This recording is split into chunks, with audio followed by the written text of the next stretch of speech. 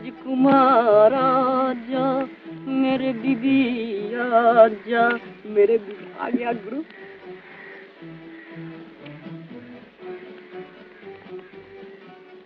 गुरु কোন বাড়ি রে? 3-1 নেয়া শিশু বুড়োর বাড়ি, এটা রাম খাক ওরম থাকে, মেলা পয়সা দেখা যাক।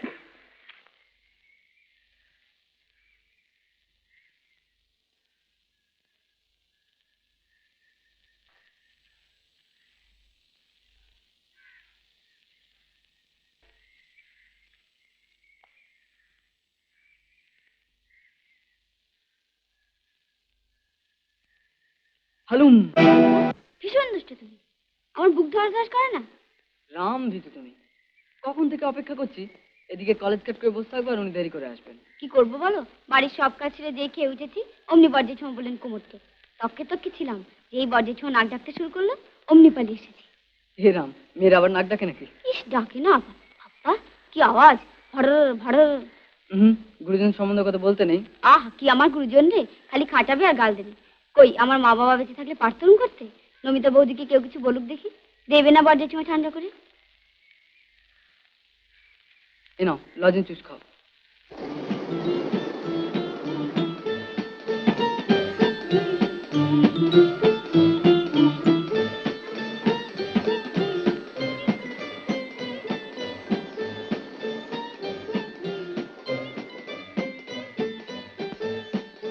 একে ড্রামে বাসে উঠতে প্রাণ বেরোয়, তার উপর আপিস ফেরতা নিত্য ভাজা, সমস্ত হয় না বাবা। বাবা, জি চাকর না রাখলে সত্যি চলছে না। তাড়াইনি কেন? এই নাও, আমি কি তাড়িয়েছি? এই বাজারে 30-40 টাকার কম কেউ থাকবে না। 30-40 টাকা এতে মানুষ বাঁচে? মরা বাঁচা তো আর মানুষের হাত নয়, আয়ু থাকলে বাঁচতেই হবে। তা তোমার তো সেই 30,000 টাকা জবে থেকে রিটায়ার করেছো তবে থেকে ব্যাংকে পড়ছে, তার থেকে কিছু দাও না। দেব? হ্যাঁ। দিয়ে সব তোরা ফুট করে করে দিস, তারপর যদি তাড়াতাড়ি না মরি তখন আমার টাকাও থাকবে না, তোরাও থাকবে না।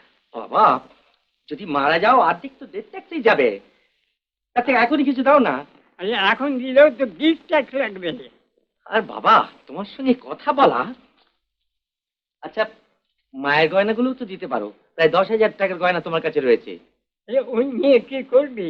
ওই যে সব 22 ক্যারেট গোল্ড, যাকে বলে 22 ক্যারেট গোল্ড, এখন গভর্নমেন্ট থেকে ব্যানই করে জানি, এখন তো সব 14 ক্যারেটের যুগ চলেছে। বাবা, তুমি যে কি ধাতু দিয়ে গড়া। কে? শুনলাম আপনাদের বাড়িতে ঝি চাকর নেই, তা একবার খোঁজ নিতে এলাম। রাখবেন নাকি স্যার? চাকর? হ্যাঁ হ্যাঁ। ওরে কৃষ্ণা, কৃষ্ণা তোর বরজানি মাকে একবার পাঠিয়ে দে। তুমি দাঁড়াও বাবা, বাড়ির মেয়েরা আসুক, তার সঙ্গে কথা বলে নে।